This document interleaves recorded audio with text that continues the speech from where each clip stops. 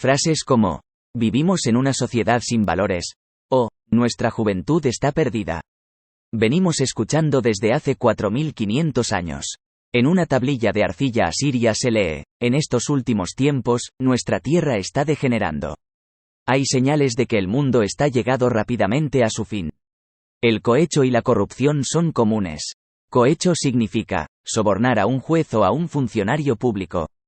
Hace casi 2800 años Platón decía, ¿qué está ocurriendo con nuestros jóvenes? Faltan al respeto a sus mayores, desobedecen a sus padres. Desdeñan la ley, se rebelan en las calles inflamados de ideas descabelladas. Su moral está decayendo. ¿Qué va a ser de ellos? La historia nos decía, los jóvenes europeos movidos por una ferviente religiosidad pretendían recuperar para la cristiandad los lugares en los que vivió Jesús. La historia a partir del siglo XIX nos dice, los jóvenes europeos de clases humildes también vieron en las cruzadas un medio para mejorar su nivel económico. Preferían probar suerte en tierras lejanas y desconocidas a llevar una vida mísera en los campos de Europa.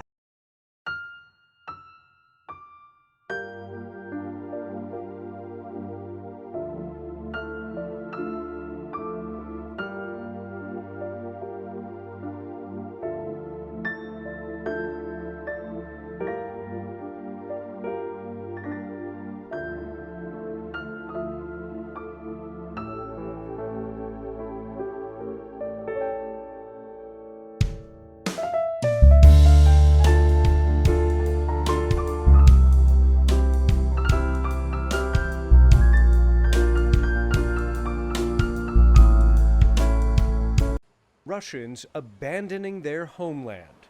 Russian President Vladimir Putin's order to conscript men to fight in his war in Ukraine has created an exodus of Russian draft dodgers. They line up daily here in neighboring Kazakhstan to register with the local authorities. The Kazakh government says more than 200,000 Russians fled to this country in less than 2 weeks. Yes, we ran away from Russia. Vadim and Alexei fled Moscow last week to escape the draft. We don't want this war, and we not recognize our government. Many of Russia's land borders choked for weeks with long lines as citizens run for the exits. Draft dodgers traveling by land wait days in line or pay big money for scarce plane tickets to escape. And that's just the first step. Every day, more Russians arrive at this train station in Almaty with their backpacks, and they all tell you the same thing. They were afraid they could be sent to fight in Ukraine, and they abandoned their country on very short notice. This married couple left together. Did you come because of the mobilization for the war in Ukraine? It was a final kick to start our journey, I guess. Yeah. Yeah. Were you afraid that you would have to go fight in the war? Yeah, it's not something I want to participate in. The flood of new arrivals surprising local business owners, like the operator of a co-working space in the center of Almaty. This gentleman just walked in. Is this unusual to see? Very usual. Every day is like this. They come in with huge suitcases because they couldn't find a place for living, and they come in here for working and sitting and looking for some accommodation. These are fresh arrivals from Russia. Yeah. Arriving with a backpack on their back. In this city, hundreds of miles from the Russian border, I spoke with dozens of newly arrived Russians, ranging from doctors. If we refuse to go to this war, we should go to the jail. To engineers, IT specialists, and university students. You ran away from Russia. Yeah, from mobilization, From military service. Yeah. Most don't want to be identified to protect loved ones still in Russia. How can I take part in the war without a wish to win this war? This man says Putin's draft left him no other choice but to flee the country, leaving his wife and child behind. We do not trust our government.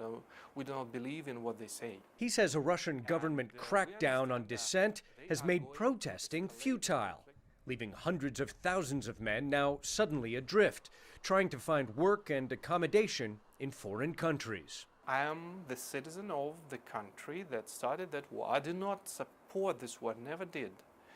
But somehow I'm still connected with the state because of my passport. And I am at the same time a refugee and the aggressor. Russians on the run, sharing a collective sense of hopelessness and guilt over the destruction caused by their government. Ivan Watson, CNN, Almaty, Kazakhstan. Desde el punto de vista de la sensatez, ¿ha habido antes una juventud tan cuerda? Cuerda también significa, prudente, que reflexiona antes de determinar. A un tal Erich Hartmann se le atribuye el derribo de 352 aviones aliados durante la Segunda Guerra Mundial. Aquel Hartmann era el orgullo de Hitler. Hace 100 años, en Alemania, nació otro Hartmann que también se llamaba Erich. Los dos llegaron al mundo en 1922. Habían nacido el mismo año, en el mismo país, llevando ambos el mismo nombre y apellido. Pero, uno de ellos tenía origen judío. Así que siendo un adolescente emigró a Estados Unidos. Se hizo fotógrafo de la agencia Magnum. De modo que mientras un Hartmann derribaba enemigos, el otro reflexionaba sobre la guerra. El fotógrafo Hartmann decía que la guerra es un lugar donde jóvenes que no se conocen y no se odian se matan entre sí, por la decisión de viejos que se conocen y se odian, pero no se matan.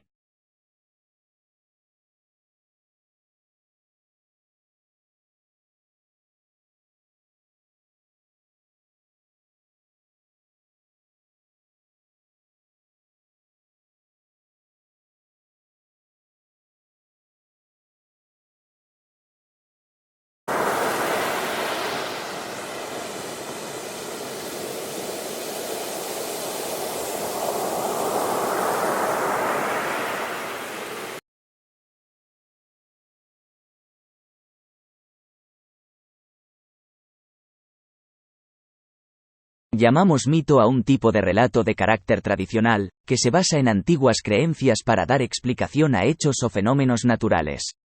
A menudo los mitos están relacionados con creencias de carácter religioso. La finalidad del mito no es como la del cuento, que es entretener. A diferencia de esta otra figura literaria, el mito surge para dar una explicación al sentido de la vida o al sentido de las cosas que escapaban a la comprensión humana. Uno de los mitos más conocidos, es el famoso mito de la creación de Adán y Eva para dar respuesta al origen del ser humano. El concepto de mito también se refiere a la persona muy famosa o excepcional en su género, convertida en un modelo. Los mitos cambian con los tiempos. Cada época crea los suyos. Actualmente, calificar de mitos a grandes personajes de cualquier especialidad es normal. Si consultamos la palabra mito en el diccionario de la Real Academia de la Lengua, hallamos en su acepción tercera, persona o cosa rodeada de extraordinaria admiración y estima. El selecto grupo de deportistas, creadores de moda o de grandes empresas, entre otros, son ejemplos de mitos de nuestro tiempo. El problema es que después de unos años se les recuerda poco. Los primeros, porque a partir de los 40 años de edad tienen dificultades para mantenerse en la forma que una competición exige. La duración de los gustos difícilmente alcanza los 15 años de edad y las grandes empresas, si no cuidan su adaptación a las exigencias de los tiempos, desaparecen. ¿Quiere esto decir que son mitos temporales? Es posible. Las grandes figuras de cualquier actividad conocen la dedicación que se imponen, en cuerpo y alma, día tras día, con el objetivo de ser el mejor. Sin embargo, el mensaje que se proyecta de ellos tiene que ver más con la ostentación, manifestación excesiva de lujo o riqueza, opulencia, abundancia de riquezas, y, a veces, narcisismo, que no son ideales ni principios a transmitir. Estos comportamientos difícilmente resisten el paso del tiempo.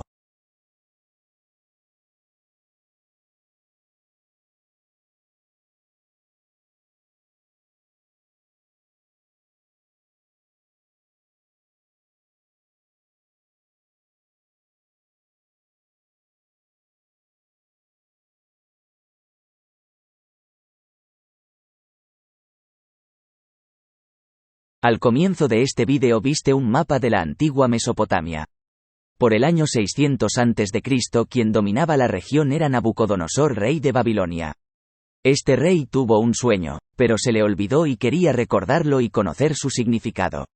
Un profeta llamado Daniel logró satisfacer los deseos del rey. El sueño consistió en la visión de una gran estatua. Su cabeza era de oro, pecho y brazos de plata, vientre y muslos de bronce, piernas de hierro, sus pies de hierro y barro cocido.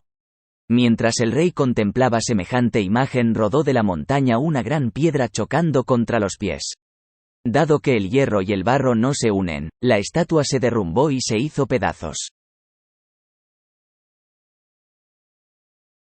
Epicuro, filósofo griego, siglo 300 a.C., dijo: si quieres ser rico, no te afanes en aumentar tus bienes, sino en disminuir tu codicia.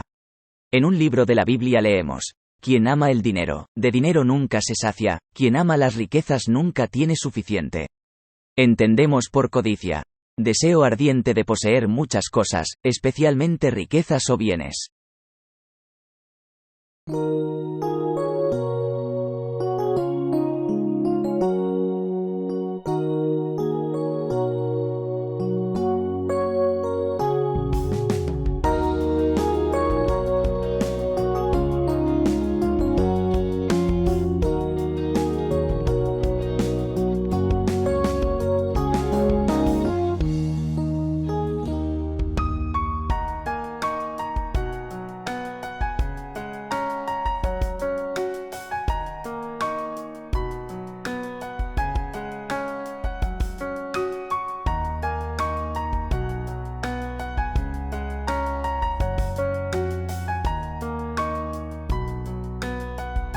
Posiblemente, podríamos aplicar también en economía lo que nos dijo Charles Darwin: no es el más fuerte de las especies el que sobrevive, tampoco es el más inteligente el que sobrevive.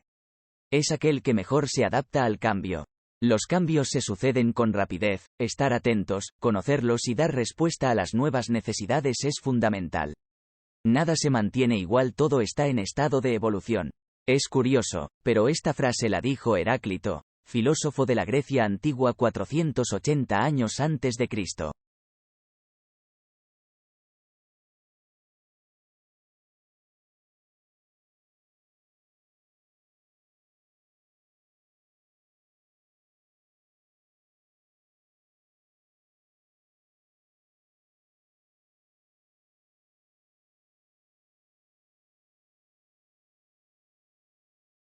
Una gran parte de Europa se destruyó en la Primera Mundial, 1914 a 1918.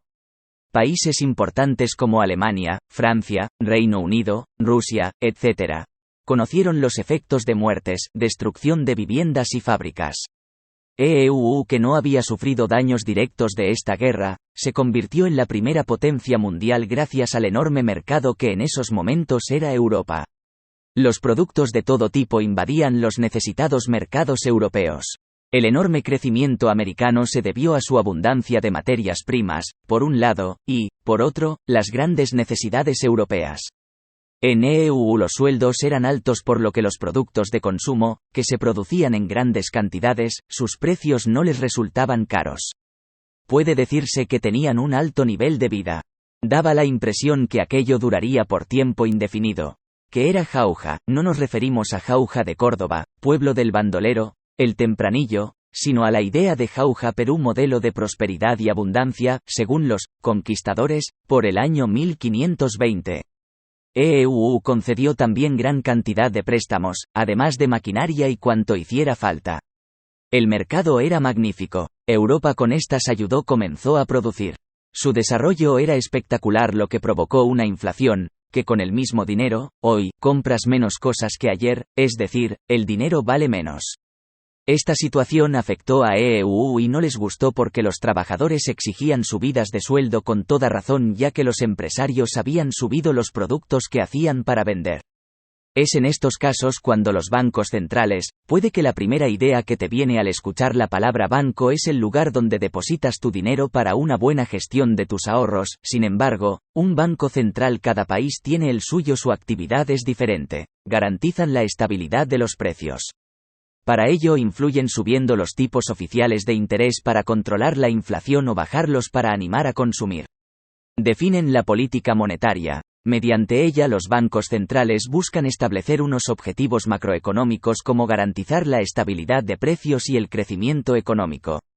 Para ello, las autoridades monetarias disponen de instrumentos como los tipos de interés oficiales, que influyen en el coste del dinero. En función de la marcha de la economía, los bancos centrales optarán por incrementar los tipos de interés oficiales para controlar la inflación, por ejemplo, o bajarlos para estimular el consumo y de este modo hacer que haya crecimiento económico. Regulan la cantidad de dinero en circulación de un país, por ejemplo, pueden reducirlo y evitar que los precios suban. Prestan dinero a los bancos comerciales en casos puntuales. Asesoran a los gobiernos en materia económica y financiera, prestan dinero a los bancos comerciales. La economía europea comenzó a recuperarse para comienzos del año 1929 mientras que la norteamericana comenzó a notar los primeros síntomas de esta mejoría. Se acababan para EEU los felices años 20. ¿Por qué? Los labradores norteamericanos se habían endeudado para comprar máquinas más modernas, comprar más tierras sin tener en cuenta la inteligencia y laboriosidad de los campesinos europeos.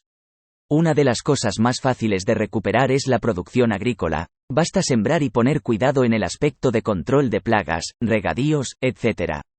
Para la recuperación industrial se necesita construir fábricas, carreteras, ferrocarriles además de dotarlas de la maquinaria y herramienta necesaria.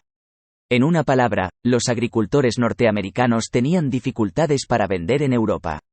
No pudieron exportar ni consumir en EEU cuanto producían, lo que supuso una grave crisis que se tradujo en ruina para muchos. ¿Qué sucedía con la industria europea? Se recuperaba a gran ritmo, lo que significaba que las empresas americanas producían más de lo que podían vender. Cuando las cosas van bien, todos quieren comprar acciones en la bolsa, pero cuando no es así, nadie las quiere, aunque bajen de precio. El problema es poder vender y recuperar el dinero. Es la ley de la oferta y la demanda. Mucha oferta significa que los precios bajan, mucha demanda, los precios suben. Llegó el jueves 24 de octubre del 29 y se produjo una gran pérdida en la bolsa de Nueva York, todos querían vender sus acciones y no aparecían compradores. El viernes se recuperó levemente porque algunos grandes capitalistas inyectaron dinero, pero no lograban que se animara. No podían creer lo que sucedía. Los años posteriores al 29 hasta 1934 fueron trágicos. Desaparecieron más de 2.000 bancos llevando a miles de ahorradores a la ruina. 1 de cada 4 trabajadores estaba en paro.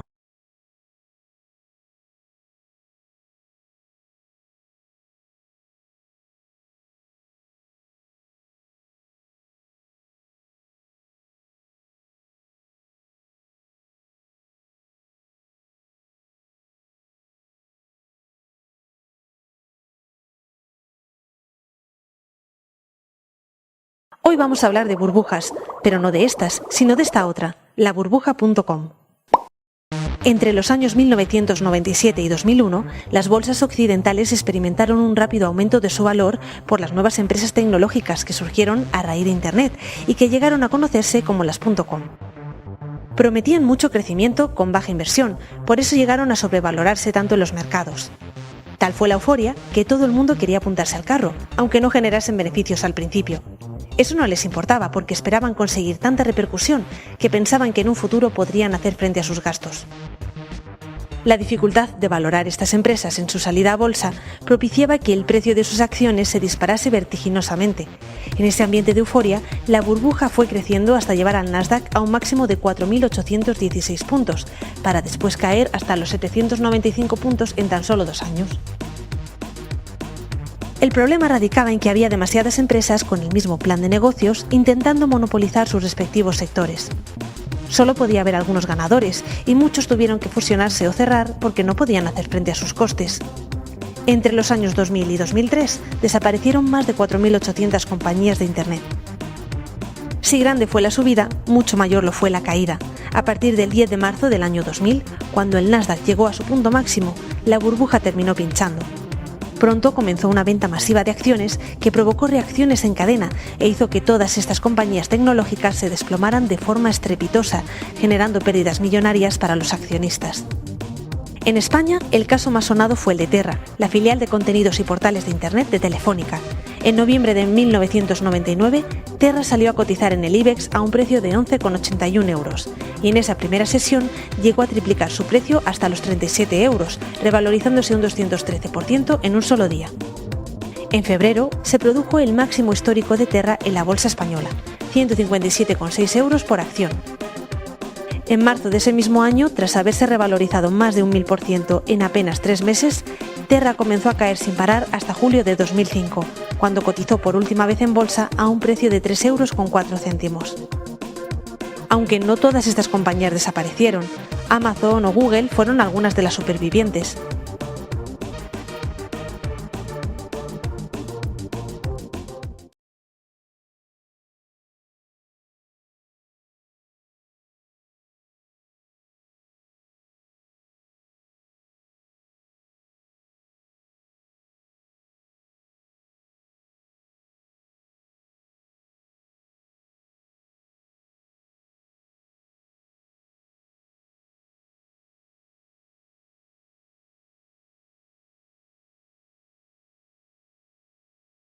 El 11 de septiembre del año 2001, EEU sufrió 4 atentados de muy triste recuerdo en los que perdieron la vida casi 3.000 personas además de 6.000 heridos, produciéndose, entre otros desastres, la destrucción de las Torres Gemelas o World Trade Center donde podían trabajar hasta 50.000 personas en importantes bancos comerciales y de inversión además de otras actividades. Cuando se producen situaciones de esta magnitud u otros tipos de grandes desastres, por seguridad, inestabilidad e incertidumbre, tanto empresas como familias evitan contraer deudas con créditos y evitan gastos, renaciendo sentimientos de ahorro y posesión de dinero en mano para hacer frente a las posibles necesidades que pueden surgir. La Reserva Federal de Estados Unidos es como un banco central, es decir, un banco dependiente del gobierno que regula el funcionamiento bancario y el sistema monetario de un país. Con la intención de reanimar la economía, intervino bajando las tasas o precios de los tipos de interés hasta el 1% en los préstamos hipotecarios para que, familias sin muchos recursos económicos pudieran ser dueños de una vivienda. Esta medida permitió que muchas familias, incluso, personas con empleos temporales y pocas garantías de devolución, podían acceder a estos créditos. Por si tienes alguna duda, hipoteca es un préstamo que hace un banco a una persona que desea comprar una vivienda con la obligación de devolver su valor más los intereses, en cuotas o partes mensuales, generalmente, y, en el caso de impago falta de pago de una cantidad de dinero que se debe, la entidad que ha otorgado el préstamo se queda con el piso o inmueble. Puede venderlo para cobrar el importe adeudado. Se concedieron millones de créditos para vivienda, en muchos casos, de alto riesgo, es decir, con muchas posibilidades de no poder pagar las cuotas mensuales si sucede algún imprevisto. Estas hipotecas, que también se llamaron basura, se mezclaban con otras de riesgo moderado en paquetes que personas de todo el mundo, a través de los bancos de inversión compraban, y que si hubiesen sabido su contenido no lo habrían hecho. No olvidemos que estas deudas eran contraídas por millones de compradores de hipotecas al 1% y este montaje funcionaba mientras las pagasen. Estos bancos ofrecían sus productos financieros a sus clientes, imaginemos al 2% de interés y pequeños ahorradores los compraban. Es un modo de invertir tu dinero, en lugar de tener 1.000 euros guardados en casa, usarlos en la compra de hipotecas de otras personas que te dan el 2% es un modo de obtener un beneficio. Sucedió que el afán de compra de vivienda era tan alto que el precio de estas comenzaron a subir, la ley de la oferta y la demanda. Esto comenzó por el 2006, y como sucedió en otras ocasiones, si los precios suben se produce la inflación. ¿Qué hacen los gobiernos para controlar la inflación? Suben el precio del dinero para que la gente gaste menos, es decir, que los préstamos del 1% pasaron al 5,25%. Esta subida provocó que una mayoría no podía pagar las deudas que habían contraído. Este fue el comienzo del mayor desastre económico sucedido hasta el día de hoy. Miles de familias pasaron al estado de miseria, el número de parados aumentó, las bolsas de todo el mundo bajaron como no lo habían hecho hasta entonces. Grandes empresas, incluidos bancos importantes, desaparecieron. Es curioso que tantas cosas importantes en nuestras vidas dependen de la fe, del crédito, de la confianza y la fidelidad. En religión, si no tienes fe no tiene sentido. En política, si no tienes fe en las ideas que defiendes tampoco. La palabra fe procede de la latina fides, que significa fidelidad, lealtad.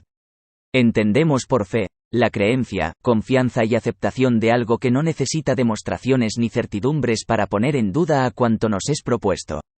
Si nos dicen que el cielo es el lugar donde van a parar quienes en vida fueron buenas personas, no lo ponemos en duda en una buena parte de las personas.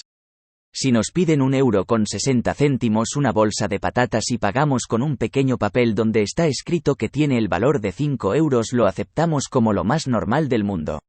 ¿No has pensado que un papel de envolver regalos, por ejemplo, tiene mayor tamaño y vistosos colores y apenas vale 2 céntimos? ¿Es que en el pequeño trozo de papel de 5 € por decir que lo ha impreso un banco tiene tanto valor? ¿Es el dinero un acto de fe? La respuesta es breve, sí.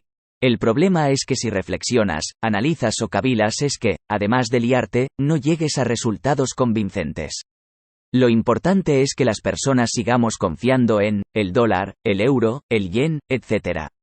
Los responsables de los bancos centrales deben andar con cuidado cuando fabrican billetes, si hacen muchos, cada uno vale menos.